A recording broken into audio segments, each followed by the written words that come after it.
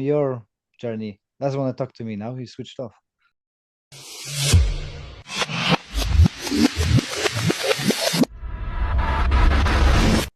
Welcome to another episode of Anxious Black Belt, podcast that focuses on karate, mental health, and everything in between. Today, returning guest, one of my favorite people, Sensei Don came. How are you, Don? I'm good, thank you. It's good to speak to you. Always good to speak to you. Whether it's on the Uh, record or off, it's always good to speak. it's always a pleasure to me to pick your mind about training, philosophies, and all around life. And I was thinking today, and I have to congratulate you on your 50th anniversary of training Thank you. and traveling through the martial arts. So I thought it would be a good idea to look back for the lessons that you went through, because next year is my 30th anniversary. So I done a podcast a couple of weeks back about lessons I learned through the journey, but it would be nice to hear your Oh, lessons from your journey. Doesn't want to talk to me now. He switched off. sorry about that. Let me just That's okay. switch my phone off. Always something, isn't there?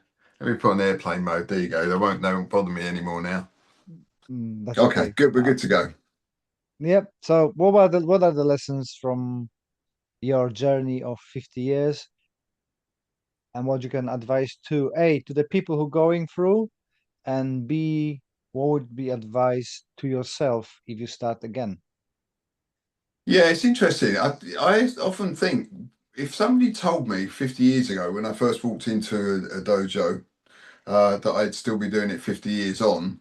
Um, I don't know if I would have carried on at that point in time, to be honest, because that seems like a hell of a commitment, doesn't it? I mean, most Yeah. people retire after 50 years in any sort of situation like that. So I think one things I think is important, enjoy the moment, enjoy what you're doing at the time you're doing it. Don't have goals and aims and targets, but don't be so rigid that you can't sort of basically sit back and enjoy. I Mm. think it's nice to know where you're going with something, but most important is we are where we are at any one particular point in time. And so if we're not enjoying that, we've got to figure out why. We've got to figure out how we can enjoy it.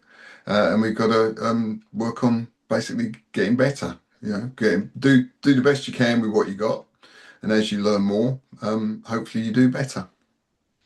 And that's end of the podcast. Okay, brilliant. Thanks a lot, Gladys. Really enjoyed that.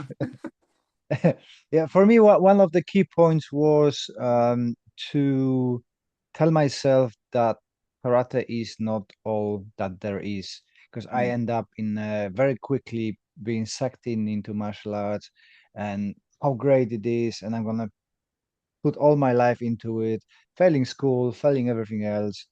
I got obsessed with the martial arts, with karate. Best thing ever. I'm doing it. So for me, it would be commit, yeah, but don't overcommit. yeah. Did you been sucked into it as well, like that? Like, hooray, all in? Yeah, I think I grew up in an environment where you were. I mean, again, I came out of school with no qualifications. I was considered to be not the brightest child in on the block, and I was more often than not told I wasn't ever going to amount to anything. So for me to do 50 years in anything is, a hell of an achievement. Um, as a kid, I was scared to try things because of that fear of failure. One thing that I learned quite early on in martial arts is that actually the way you grow is by failing. You learn more by doing things and failing and trying again. And it became acceptable, so long as you were trying your best, it was acceptable to fail at something, providing you learn from that experience.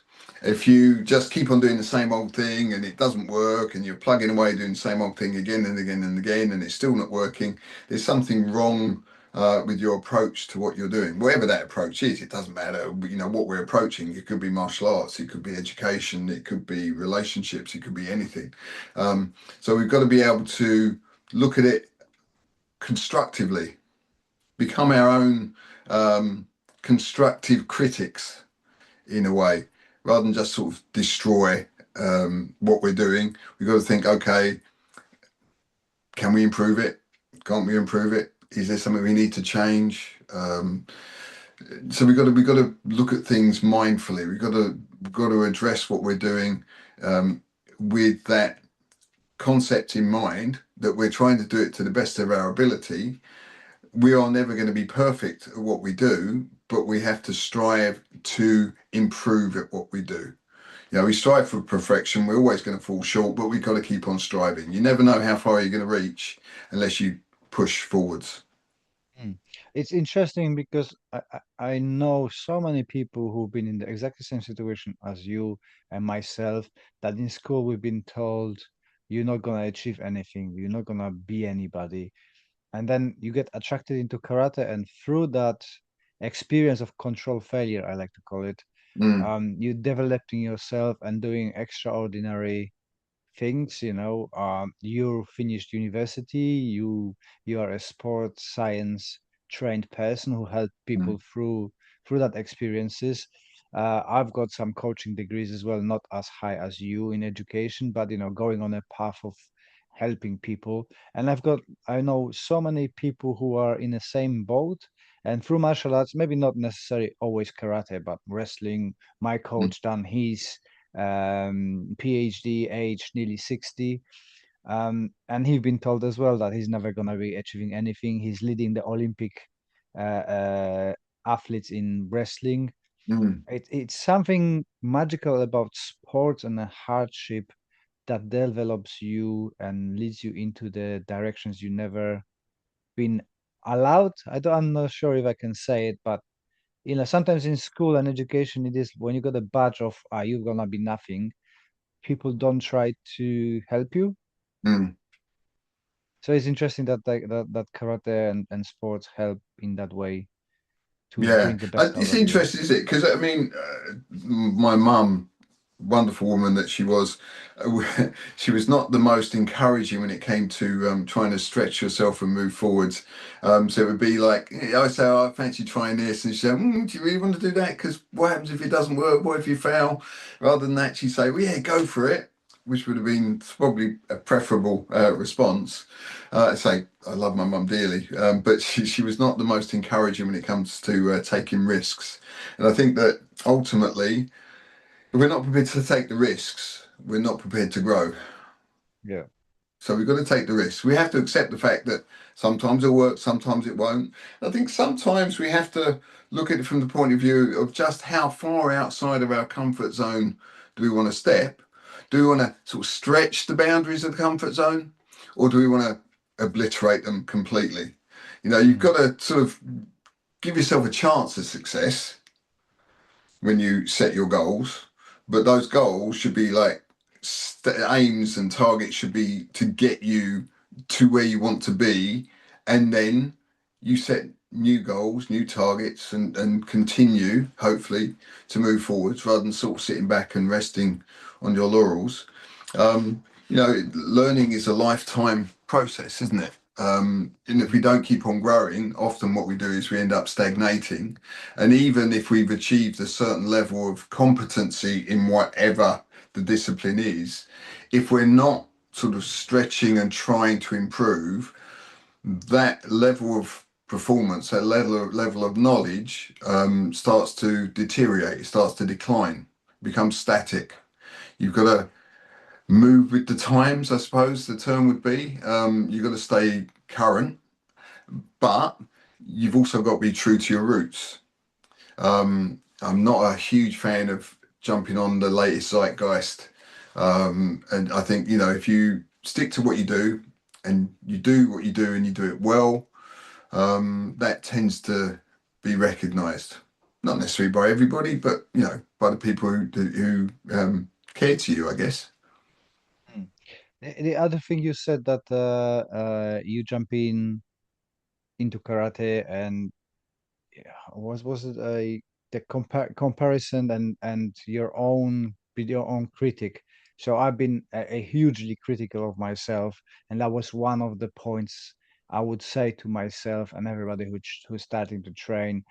Don't be so harsh on yourself. Yeah, We are yeah, way too harsh on ourselves, and every little lesson or a failure, you want to call it like that, um, is overblown in our minds. It's yeah, not so huge as we think it is. yeah. The important point there is criticism, even self-criticism, has to be constructive. If you're Mhm. going to criticize something, it has to be based on the idea of how do I make this better? Yeah. So it wants to be about improvement. Yeah, I'm not talking about just putting ourselves down. We're all good at that.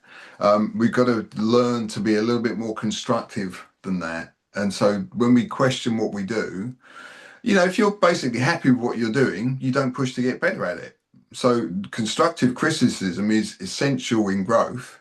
But it's just also you've got to be prepared to, for want of a better phrase, give yourself a pat on the back from time to time for Mhm. a job well done. You can see improvement, acknowledge the improvement, and then move on. Yeah, there's many people suffering from that. I think that there's never that pat yourself on the back. It's Mm. always just criticism, criticism, criticism, and then they kind of get lost in it and wake up that actually I don't enjoy this activity anymore because I've been Yeah. so put down that there's nothing left to like in it. Mm. How are you through your years of training with comparing yourself to other people?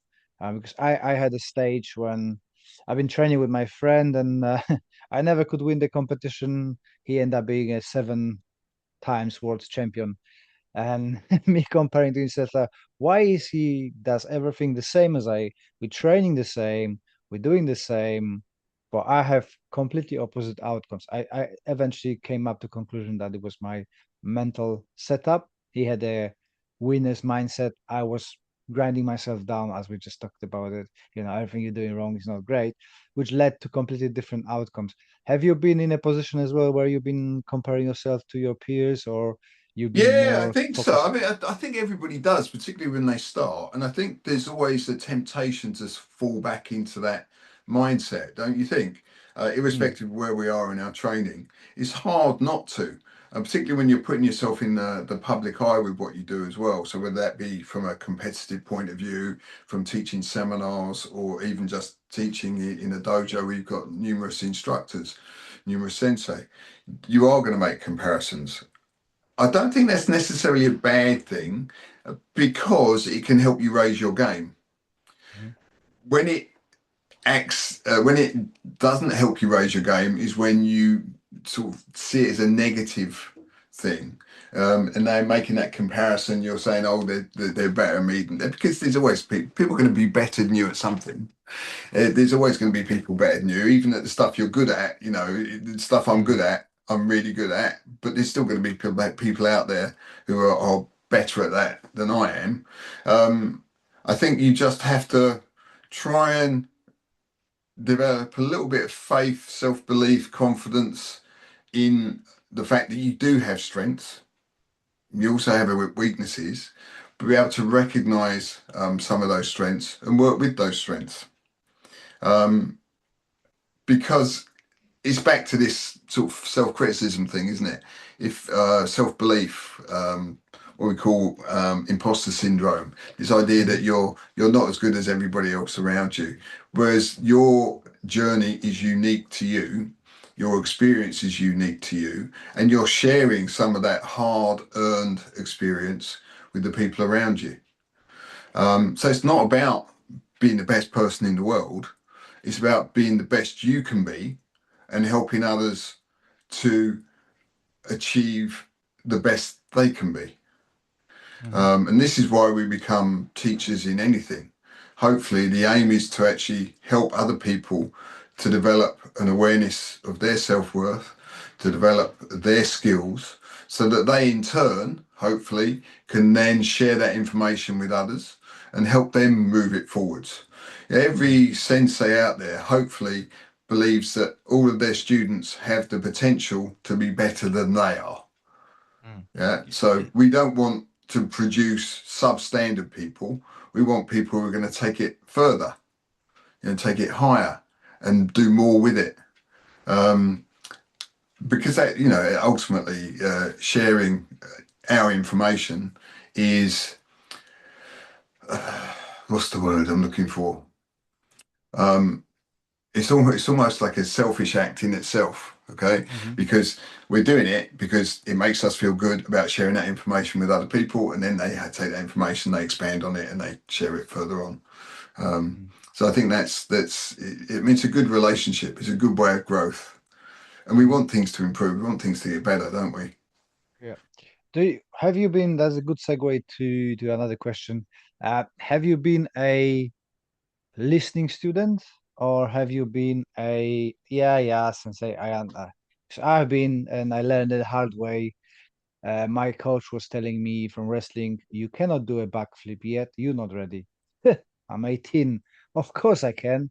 Landed on my head, and 7 years of trying to fix the back took me. Have you been a one Ouch. that been listening, or have you been one like, yeah, I hear what you're saying, but I'm gonna do it my way? So I think that's the difficulty in a coaching, and I think that's Yeah, the way it works. If you ask any parent, that's exactly how it works. I told you so. yeah. You done it your way to learn it. I think we've all done that. I think on occasion. I think that everyone's guilty of trying to move things through too quickly. Um, Mhm. but I hopefully I try to be a listening student. I try to. I mean, I'm always taking notes. I take notes from notes from notes. So I've got Mhm. notebooks galore that constantly get filtered down into other notes, and then they distill down further still into sort of more refined notes. So I think it's important that we are note takers. If we want to remember things, it's a good idea to write things down. And I'm old fashioned in that I like to use a pen and paper when I make Mhm. my notes. It's a very different feel. And I think in some ways there might even be some research based on it. I'm not sure. That indicates that our attention is better when we write things down rather than when we type things down. There's something to do with the brain fires, I believe. Again, don't quote me on that because I'm not completely sure, and there might be total woo woo. I'm not totally convinced one way or the other. But I know from my own personal point of view, I like pen and paper. I like writing notes, Mhm. and I like to read through those notes, and I like to distill what information I can from those notes. Sometimes they make sense, sometimes they don't. It depends how quickly I write notes. I can't write notes when somebody's talking to me. I have to listen to what they're saying, and then I have to step away, and then I'll make notes, a garbled idea of what I think they've said, and then I work through from there. But the trouble is with making notes as people speak, is that often you miss half of what they're saying. Uh, It's human spe- nature. It's yeah, impatience. We're yeah. impatient. We want quick results. It's even worse these days than it was when we were younger, and I'm a lot older than you. So yeah, so I think that we have to learn a little with patience. We talk about what would we say to ourselves as older practitioners to our younger selves. One of the things I would say to myself very much is, but just be patient. Just be patient. Apply yourself. But be patient, and eventually you're going to get good things out of it. Make gifting easy with Benson and Clegg. Handcrafted cufflinks, luxury accessories, and a proper British style. Trusted since the 1930s by royalty. Get 15% off with code Karate15, exclusively for Anxious Black Belt podcast listeners. Shop now at bensonandclegg.com. I've been listening the other day to a podcast, short podcast, where two actually BJJ coaches been talking about investment as a coach. Mm, That if you try to give 100% of your attention to each student, you very quickly gonna get disappointed and burned out. What was your approach? Because I'm kind of learning it now to let go a little bit. But you when I'm coaching or I used to coach, it's not that I'm not giving 100%, but I'm giving 100% to everybody in the room. mm, Not focusing on each individual that they're gonna be a world champion, they're gonna be super. invested in karate as I am, because everybody see the karate or training a little bit different. For them is a hobby, for you is a life, for other mm, people is a social point. mm, So how do you deal with kind of this investment on your part? We all want the people to be a next best thing.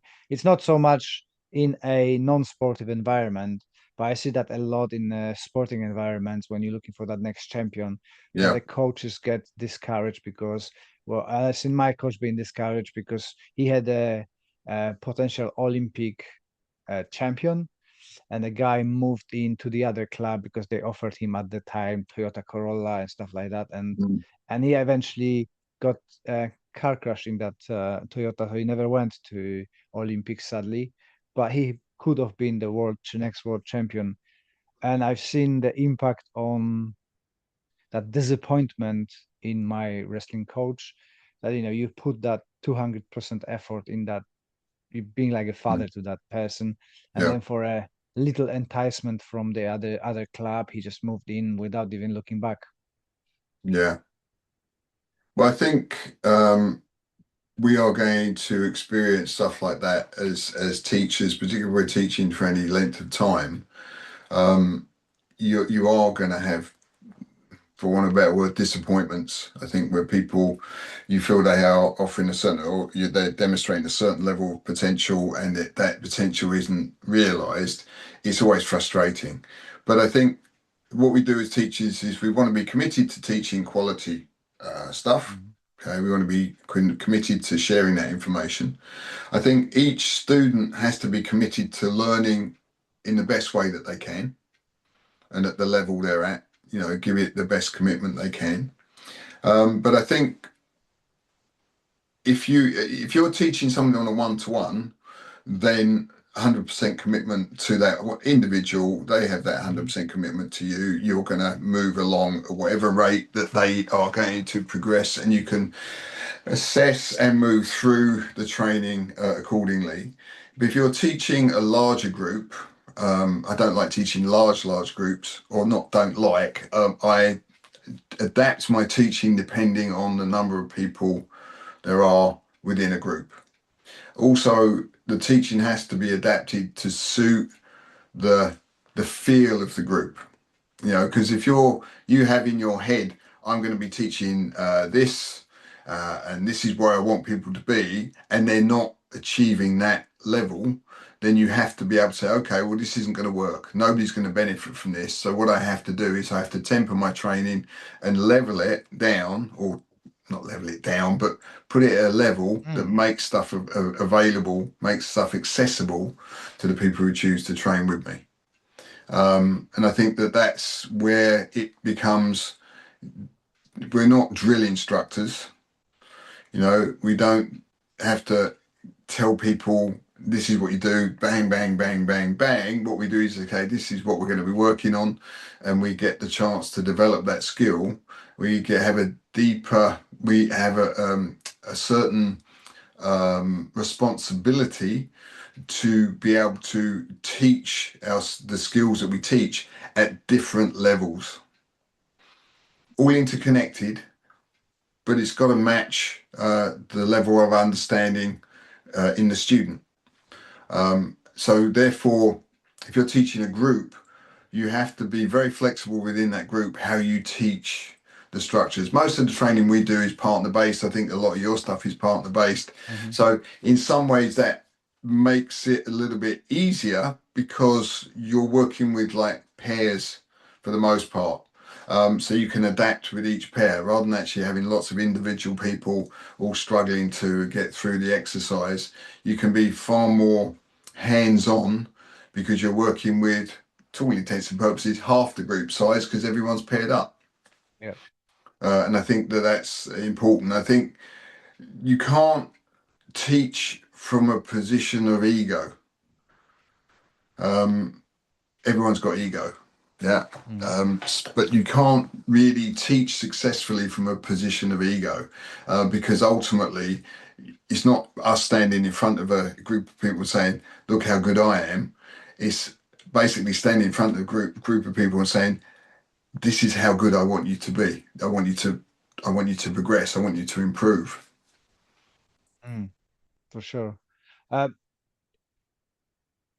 when you've been going through your training and now you are coaching, similar to myself, how you look at people bringing stuff. Obviously, beginners, that doesn't include beginners, right? But we all went from the beginner to kind of mid-range advanced, Mm. and we go somewhere, we see something, and you grab that. Oh, that this is the shiny technique. This is the shiny something. I'm gonna bring it all and I present it to my teacher. I've been in a good position that my teacher was encouraging things like that, and I never been um, like told off for it. But I know that there are teachers that are not so keen on it, that you're going somewhere else and bringing stuff. Um, how did you deal in your own training, finding the new and different bits from what you've been taught, and kind of either sneaking it in or just bringing it over? Because it's individual journey, and as much as I say I see the point, oh, you need to do it by the road as it was in a style to a certain degree, right? The shuhari Yeah, stuff. yeah, But yeah. there's a moment that everybody, I think, gets that shiny object desire, that you see people on BJJ does this, Mm, the wrestling throws like this, the I don't know, the runners have a super legs physics, so I can use that to a kicking. Footballers got a this technical abilities, and you start taking stuff. mm. How did you incorporate that in your training, or did you, or have you looked at that kind of stuff? Yeah, yeah, absolutely. I think that again, as teachers, whether we have experience of other disciplines, looking at other disciplines and saying, "Well, look, there's similarities here," or we have people coming to the dojo who have maybe come from a boxing background. Some are sort of sports backgrounds, rugby players, etc. And so I always try to look for crossovers in what they do to what I do and what I'm trying to teach them, so they can find a commonality throughout those structures. Rather than thinking about being doing something totally different. So okay, well let's look what allies these, what bring these things together. Um, I think you saw we put up online, created an online training program called Beyond Yeah. Basics. And the idea of Beyond Basics is to take these common themes, patterns, whatever, techniques, and say, okay, well, let's look at these deeper. So understand that if we give something a name, all we're doing is giving a way of identifying a specific sequence to a broad range of people. If everyone knows the name, you say the name, they can picture the technique. That doesn't tell us what the technique does. It just tells us the shape of the technique. It said this is what it's going to look like. This is Gedan Baroque. This is Agyuki. This is Janzuki. This is whatever. Um, so it helps us recognize what it is we want to express as far as an overall movement pattern is concerned. But then what we need to do is actually understand that the name becomes a block to understanding the technique. It limits it, it puts it in a little box. So we have to sort of, once we've identified it, we can throw the name away and say, right, this is the pathway. We're going to explore the line of best fit, because the line of best fit is always going to be different depending on who's performing the technique, depending on who they're performing the technique against, depending on the attacking pathway of that technique. So we've got to recognize the possibilities within the structure. So we identify the pathways, we get people to explore the line of best fit, and we get them then to apply that to their basic training, their kion, their kata, and understanding that there's far more to what we do than just that linear approach to identifying and performing a so-called technique. Mm. Speaking of technical abilities, what's your view of the training methodology? Um, have you been doing things that you regret we've been doing? Like, for example, from my experience, go and kick 1,000 times the tree with your pointy toes to get tough, or go and train tsukis on trees and stuff like that. It's good for you. We're going to do a Van Damme training montage. Yeah. um, Yeah, I think we all experience. Most of my injuries in my early days of training were actually from the warm ups and the stretching rather than actually the training itself. People forcing you into stretches your body wasn't capable of doing. And again, ego played a part in that because you saw other people doing it and you try to match them and you end up doing yourself a major mischief, Mm. maybe a minor pull if you're lucky.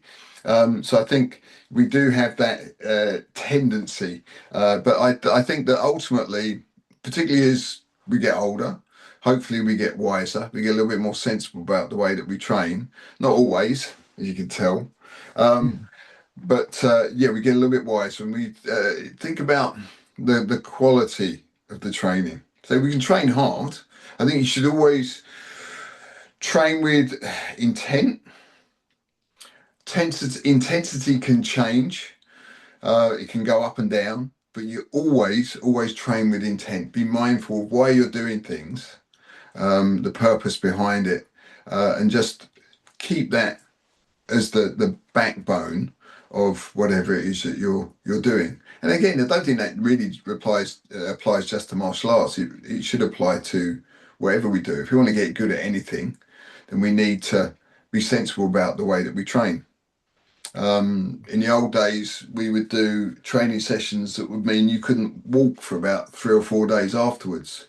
Um, so you've lost 3 or 4 days worth of training. What is the point in pushing things that hard? You're better off doing training every day than being only able to train every 3 or 4 days. But no pain, no gain, right? Yeah, love that phrase. The pain should be mental anguish. The stress of trying to do the techniques right. Okay, so Yeah. yes, it's pain, thinking, using your brain, not just using your body.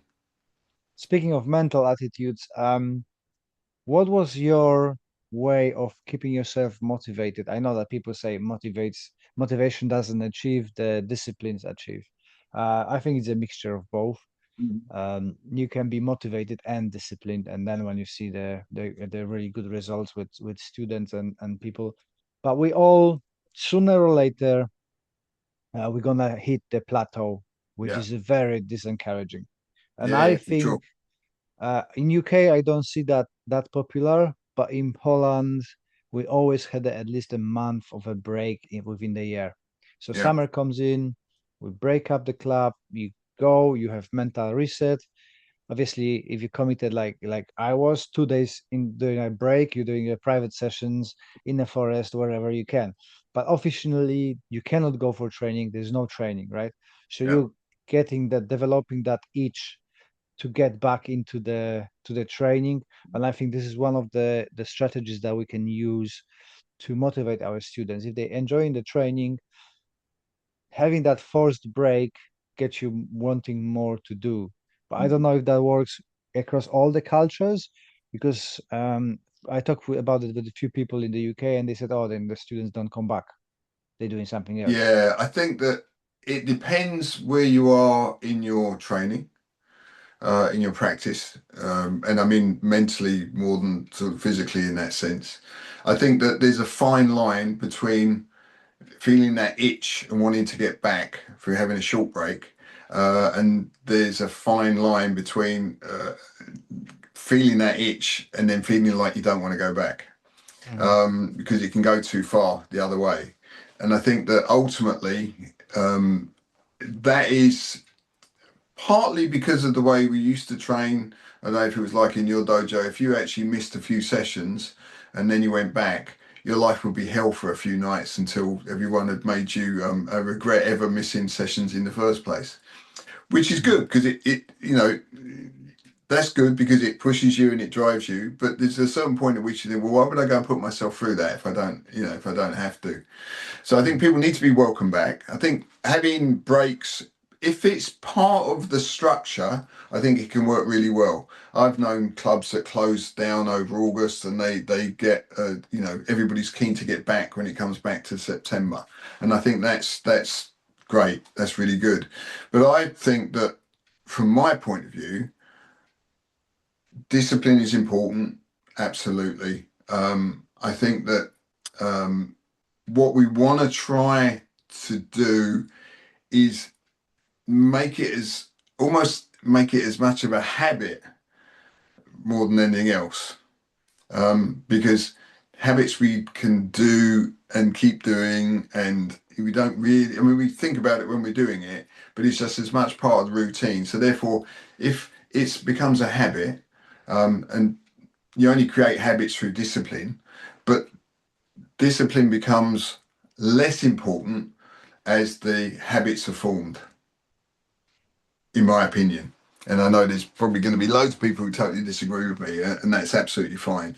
But I think that if we can work on the idea of creating those habits to allow us to move, keep on moving forwards, it becomes part of our patterning. It's something we do. It becomes as much a part of us as brushing our teeth or having a shower or washing our hair when we have hair.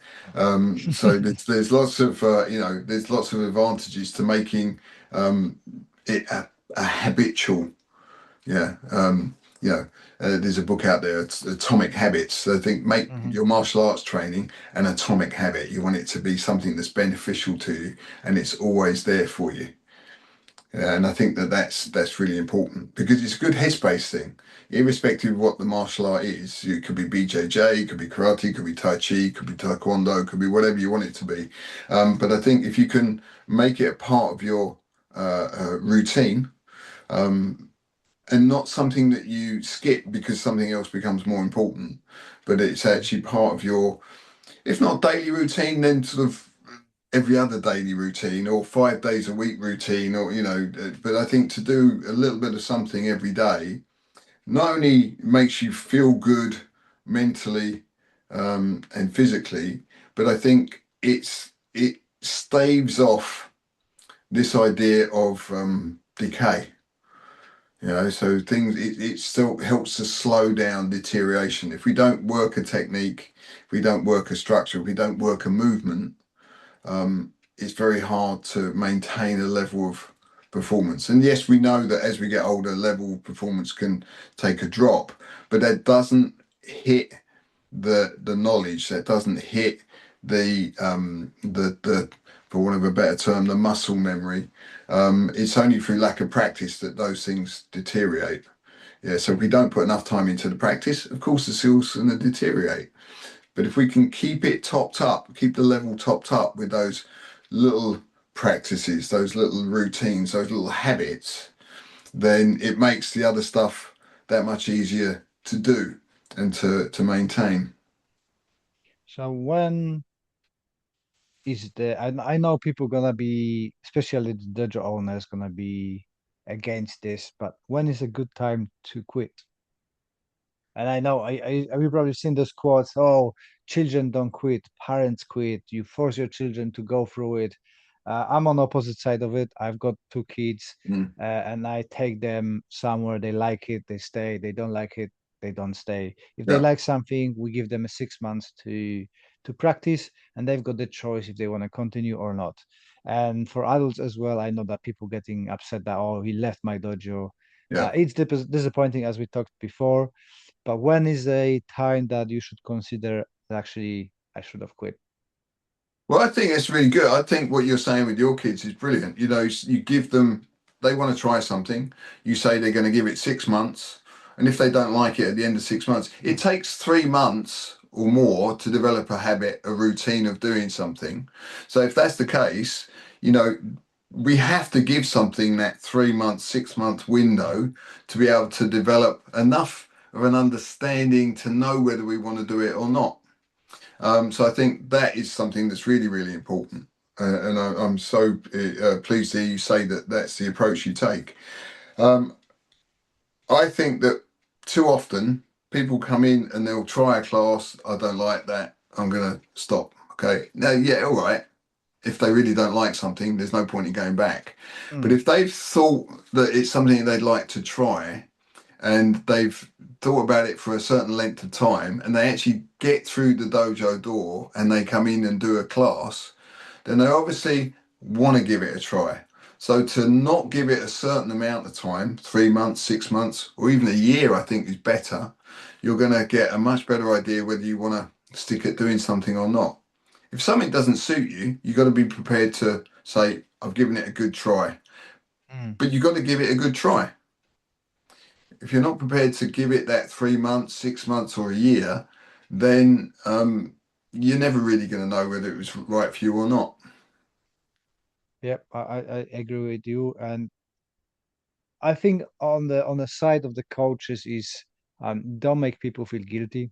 I spoke with many people who had a major life-changing injuries, Hmm. and and you know Gary's got his injury as well, and I'm one of those people that don't quit, keep going, but it comes from good position. I do not. If he decided to quit, that's fine. He's got plenty of reasons to not be in a dojo and have an easier life, but he Mm. chooses to come back. I think he does that to torment me. I try to get rid of him for 12 years now, and I can't. He keeps coming back. But some coaches make people feel guilty. You had plenty of injuries, your body giving up, and they're still putting people like, oh, you shouldn't quit. You're not loyal. You abandoning club. People depending on you and stuff like that. No, it's not So on. there is That's a not on. time when people just had a good try, had it at 10, 15, 20 years, and they got the more important things like, we said karate is not the whole life. If you have to take care No, of a no, family, not at all. families first. I think that ultimately training is important. It's important as we progress and for all sorts of reasons. But there's also comes a point in some people's lives where maybe it's not that important anymore, and there are, like you say, there are other things that they want to go and do. I don't think you should make people feel guilty about not training. If somebody goes away um, and then changes their mind, you want them to be able to come back. Mm, So if they've told me, so I'm going to take a break, or I really feel like I've done enough, I'm not taking this any further. Injuries are plaguing me. I don't feel like I'm learning anything. And you tell me, I say, yeah, we'll take a break by all means. If you decide you want to come back, then come back. You know where we are. So I mm, would always take the approach that rather than bully and cajole people into coming to train. If they don't want to train, they don't train. I'm not there to enforce discipline on them outside of the dojo.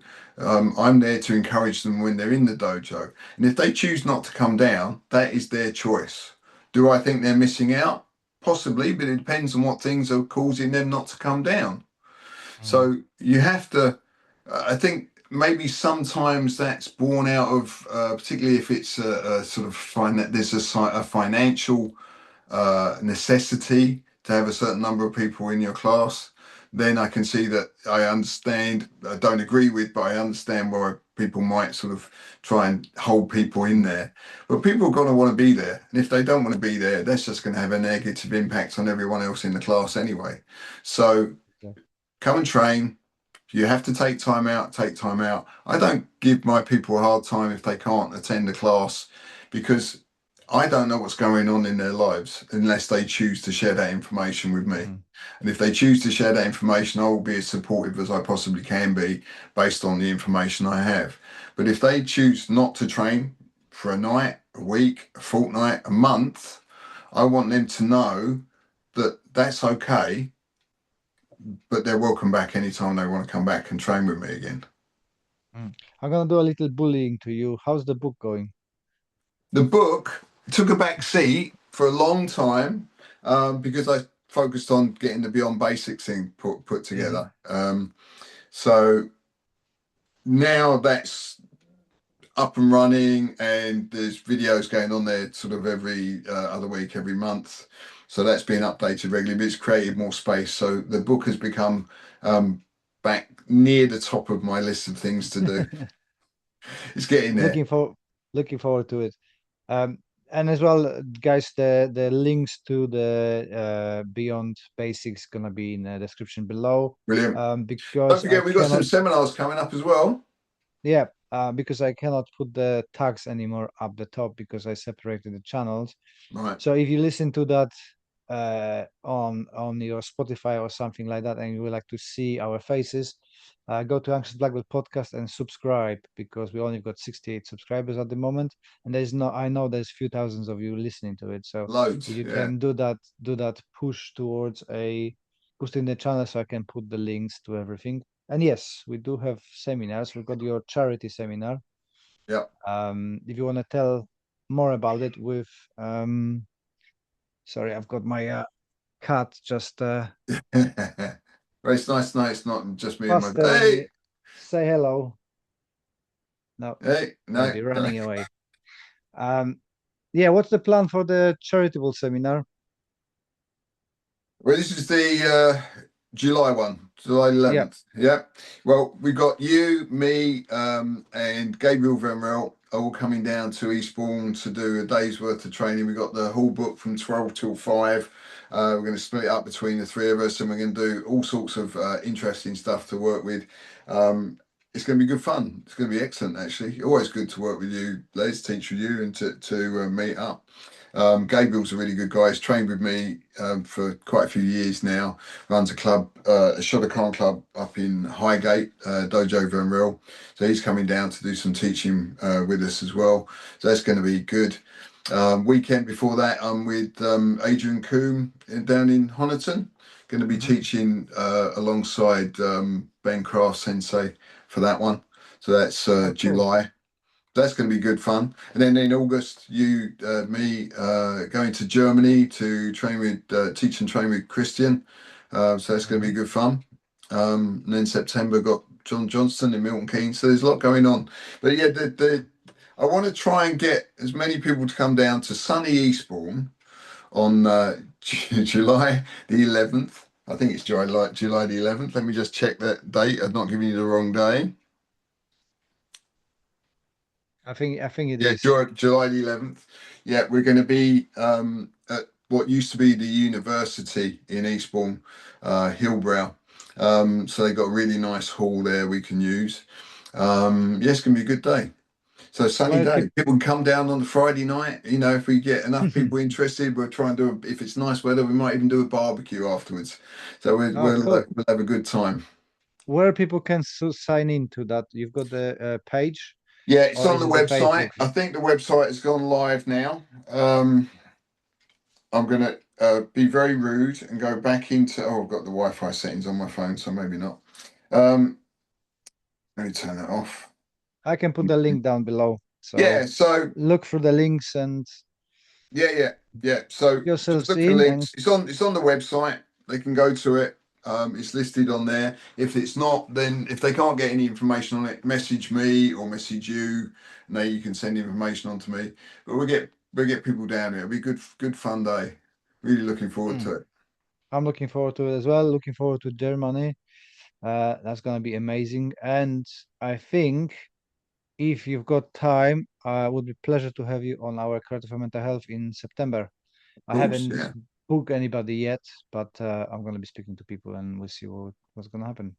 So I think the only weekend I've got something booked on in September at the moment is with John, but we'll sort out dates with that. I'll let you know what date that is. I think it's around the middle of the month, about the 15th, something like that. Okay. Well, But yeah, I need I'd to love to. move. Be really good. I needed to move mine because I've been invited to teach for first time in Bulgaria Oh, on the nice. end of the September. So I'm really excited about that. Never You've been. got lots going on at the moment, haven't you?